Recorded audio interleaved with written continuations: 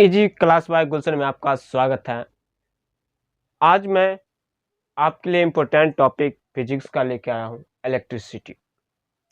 Board के exam के और कंपटीशन के एग्जाम के लिए काफ़ी इम्पोर्टेंट टॉपिक है।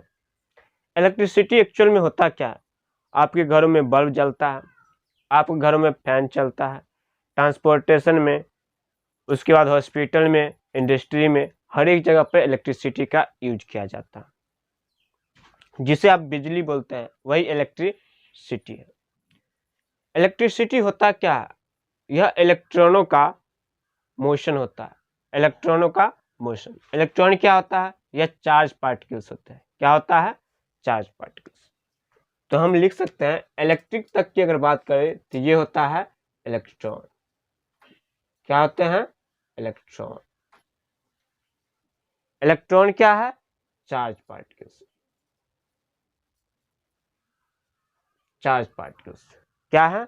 Charge particles. अगर इलेक्ट्रॉन चार्ज पार्टिकल है तो चार्ज क्या होता है? चार्ज एक प्रॉपर्टी है। किस चीज की प्रॉपर्टी है? किसी भी एटम की। यह क्या है? प्रॉपर्टी। चार्ज। चार्ज क्या है? Property of atom. Property of atom. Charge है प्रॉपर्टी ऑफ एटम। यह प्रॉपर्टी क्या बताता है कि कोई भी एटम किसी दूसरे एटम को अट्रैक्ट कर सकता है या उसको रिपेल कर सकता है, अपनी ओर आकर्षित कर सकता है या फिर उसको दूर भेज सकता है। यही है चार्ज का काम। तो इसका मतलब है कि इसके और सारे बहुत सारे प्रॉपर्टी होंगे। देखते हैं एक एक करके। चार्ज मेनली टू टाइप्स के होते हैं। चार्ज कितने टाइप्स के होते हैं? टू टाइप्स के होते हैं। First, positive charge. Positive charge. Second जो होता है वह होता है negative charge.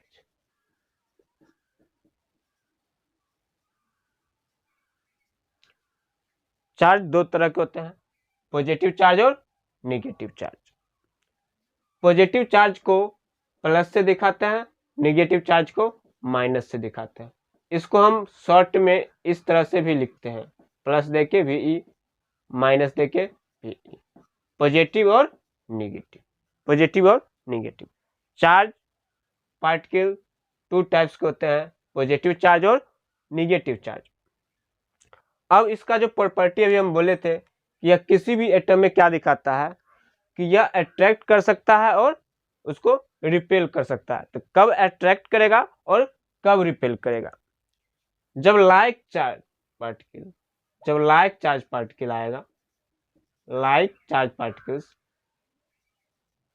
Like charge particles repel each other, repel each other,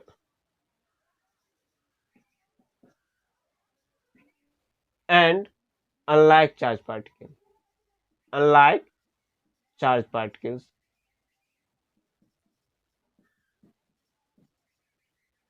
attract each other.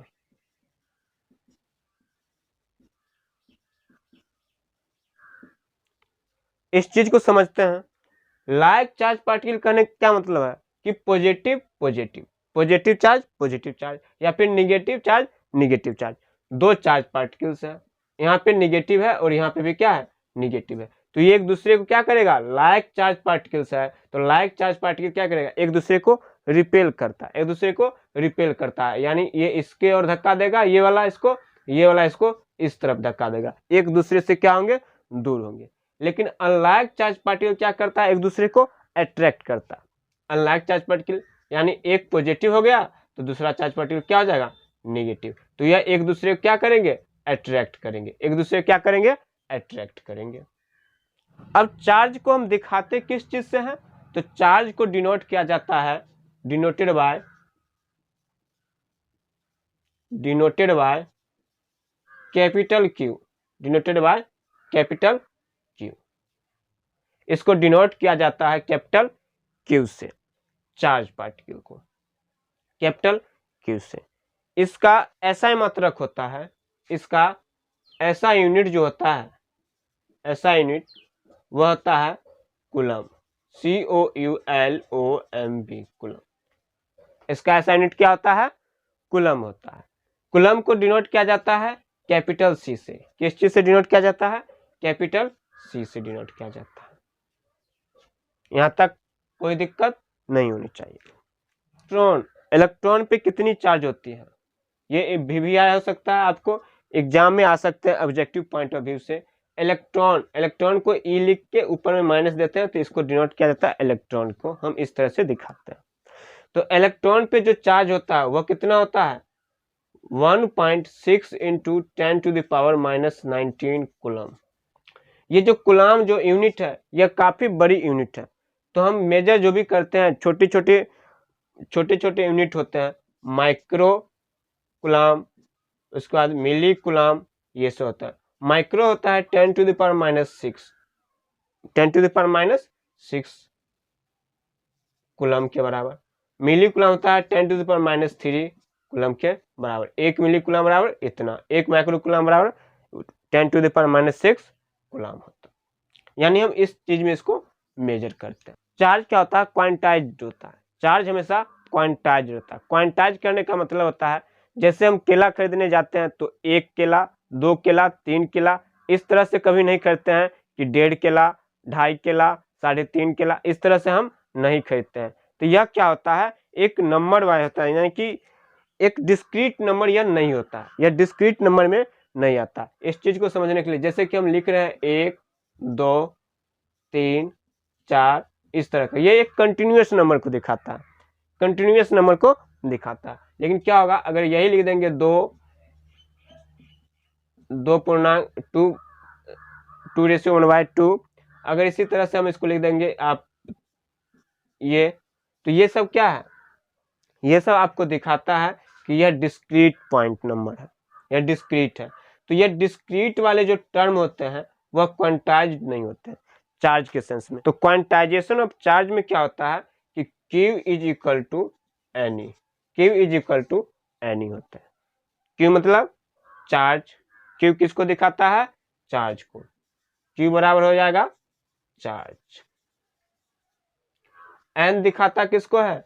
Number of electron, number of electron.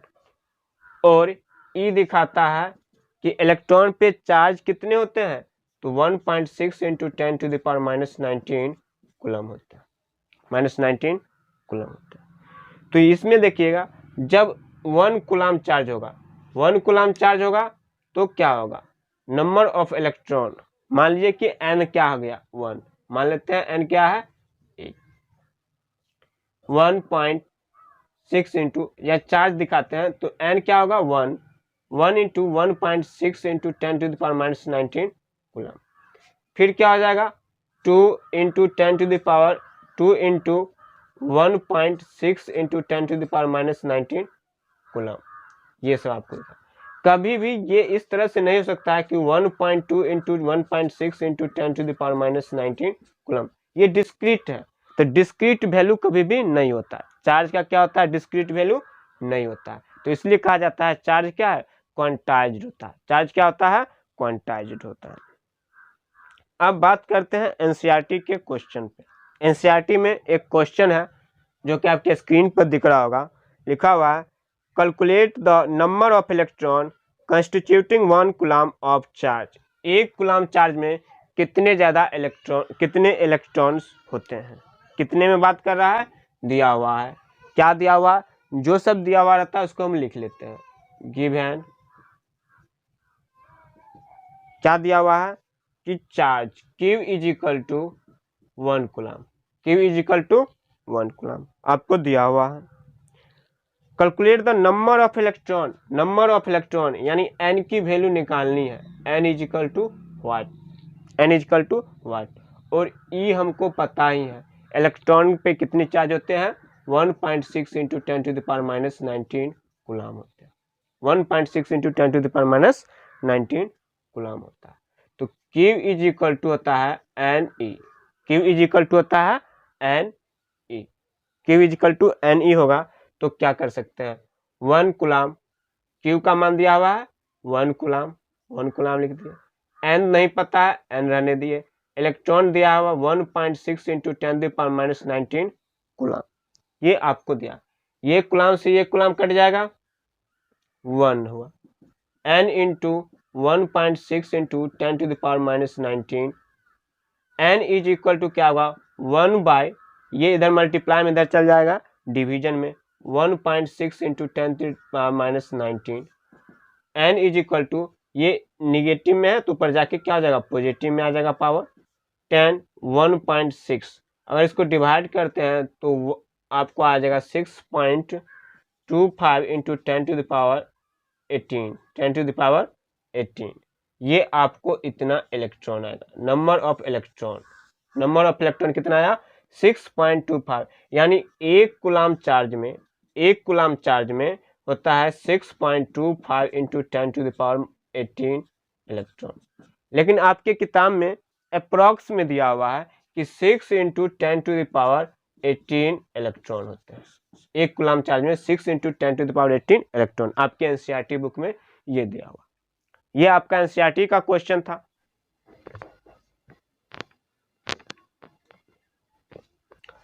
अभी हमने देखे थे चार्ज के बारे में, अब हम बात करते हैं इलेक्ट्रिक करंट के बारे में। आप एयर करंट के बारे में देख चुके हैं, वाटर करंट के बारे में जान चुके हैं, ठीक इसी प्रकार कंडक्टर में हम बात करते हैं इलेक्ट्रिक करंट के बारे में। मान लीजिए कि एक कंडक्टर है, इससे होके चार्ज पार्टिकल्स क्या करेगा, एक जगह से दूसरे जगह तक जाएगा, इसी को हम बोलेंगे करंट, इसी को बोलेंगे करंट। जैसे पानी को क्या करते हैं, किसी पाइप की सहायता से एक जगह से दूसरी जगह भेजते हैं या किसी नाली से, तो क्या होता है, उसमें करंट ऑफ वाटर होता है, करंट ऑफ वाटर होता है। ठीक, एयर का क्या होता है, करंट ऑफ एयर। किसी कंडक्टर से क्या होता है कि जो भी चार्ज पार्टिकल्स क्या करते हैं कि जाता है, तो उसी को बोला जाता है कि वह उसमें इलेक्ट्रिक करंट है, इलेक्ट्रिक करंट है। तो आइए देखते हैं electric current. Electric current is expressed by the amount of charge flowing through a particular area in unit time. Unit time में, इस मान लीजिए कि एक सेक्शन है, इसको हम क्रॉस सेक्शन एरिया काट लिए, इसमें यूनिट टाइम से होके कि इससे होके जितने भी चार्ज पार्टिकल्स जाएगा तो उसी को अमाउंट को क्या बोलेंगे, इलेक्ट्रिक करंट बोलेंगे, इलेक्ट्रिक करंट बोलेंगे। या the rate of flow of electric charges, rate of flow of charges, किसके रिस्पेक्ट में, इस रेट की बात करेंगे तो किस रेट के रिस्पेक्ट में, तो टाइम के रिस्पेक्ट में। किसके रिस्पेक्ट में बात कर रहे हैं हम, टाइम के रिस्पेक्ट में। तो टाइम के रिस्पेक्ट में इलेक्ट्रिक करंट को हम निकालते हैं। Current is equal to amount of charge by time. यहाँ पे देखिए ये इंक्रीजिंग का सिंबल, जैसे ही अमाउंट ऑफ चार्ज क्या होगा, इंक्रीज करेगा, करंट क्या हो जाएगा, इंक्रीज कर जाएगा। अमाउंट ऑफ चार्ज क्या हो जाएगा, डिक्रीज होगा, करंट क्या होगा, डिक्रीज कर जाएगा। टाइम इंक्रीज करेगा, करंट डिक्रीज करेगा, टाइम इंक्रीज करेगा, करंट डिक्रीज करेगा, टाइम डिक्रीज करेगा, करंट इंक्रीज करेगा। आइए इसको ठीक ढंग से समझते हैं कि अगर तेजी से कुछ चल रहा है, अगर तेजी से, इस मान लीजिए कि यह एक कंडक्टर है, इससे होके बहुत कम समय में इलेक्ट्रॉन स्पीड से निकल रहा है, तेजी से क्या हो रहा है, स्पीड से निकल रहा है, तो क्या होगा, करंट का जो अमाउंट होगा वह ज़्यादा होगा। तब हम कहेंगे कि करंट का अमाउंट क्या है, ज़्यादा है। अगर वही टाइम धीरे धीरे इसमें से अगर चार्ज पार्टिकल में भी क्या, इलेक्ट्रॉन क्या होगा, धीरे धीरे अगर इससे होके जा रहा है, धीरे धीरे जा रहा है, टाइम ज़्यादा ले रहा है, तो क्या होगा, करंट का जो वैल्यू होगा वह कम होगा, करंट का वैल्यू क्या होगा, कम होगा। ठीक इसी तरह अमाउंट ऑफ चार्ज, अगर चार्ज पहले 10 इलेक्ट्रॉन इससे होके जा रहा था, अगर अब 20 इलेक्ट्रॉन इससे होके जाएगा, तो क्या होगा कि इसमें जो करंट का जो वैल्यू है वह ज़्यादा होगा, करंट का वैल्यू क्या हो जाएगा, ज़्यादा हो जाएगा। यानी कहने का मतलब यह है कि अगर चार्ज का जो अगर हम वैल्यू बढ़ा दे रहे हैं तो करंट का वैल्यू क्या हो जा रहा, बढ़ जा रहा। टाइम घटा दे रहे हैं, करंट बढ़ जा रहा। टाइम अगर उस चार्ज को जाने में ज़्यादा लग रहा है तो करंट का वैल्यू घट जा रहा है। यानी करंट डिपेंड किस चीज़ पे कर रहा है, तो टाइम पे डिपेंड कर रहा है। उससे होके जो भी फ्लो करने वाला चार्ज है उसमें लगने वाले टाइम पे डिपेंड कर रहा है, उसके इन्वर्सली प्रोपोर्शनल होते हैं। अमाउंट ऑफ चार्ज पे निर्भर कर रहा है कि वह चार्ज उसमें से होके कितने चार्ज उससे होके किसी भी कंडक्टर से होके जा रहा होता है। अगर मान लेते हैं कि if a net charge Q, हमने मान लिया कि नेट चार्ज Q है, flow across any cross section of a conductor in a time t, charge कितना है, चार्ज है Q और टाइम कितना है t, the current I through the cross section is कितना होगा, क्रॉस सेक्शन एरिया से, उस क्रॉस सेक्शन एरिया से, मान लीजिए कि एक कोई क्रॉस सेक्शन एरिया है, ठीक, इसमें क्या चार्ज जो जा रहा है यहां से यहां तक, इसमें होकर चार्ज जो जा रहा है, इससे होकर जो चार्ज जा रहा है वह कितना है, नेट चार्ज, टोटल चार्ज कितना है Q के बराबर। यह कितने देर में इस क्रॉस सेक्शन एरिया को पार कर रहा है, कवर कर पा रहा है, तो वह टाइम दे दिया t। और इससे बहने वाली जो भी करंट होता है, करंट को डिनोट करते हैं कैपिटल I से। किस चीज से डिनोट करते हैं, कैपिटल I से। टाइम को स्मॉल t से, चार्ज को कैपिटल Q से डिनोट करते हैं और करंट को कैपिटल I से डिनोट करते हैं। तो I क्या हो जाएगा, तब I होगा Q बाई टी, I होगा Q बाई टी।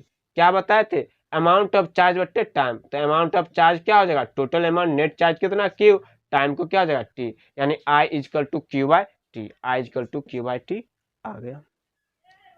अब बात करते हैं इलेक्ट्रिक करंट को हमने डिनोट किया कैपिटल I से, तो इसका ऐसा यूनिट क्या होता है, एम्पियर होता है। यह आंद्रे मेरी एम्पियर के सम्मान में हमने इसका नाम, मतलब साइंटिस्टों ने इनका नाम क्या रख दिया, नामकरण कर दिया, एम्पियर कर दिया।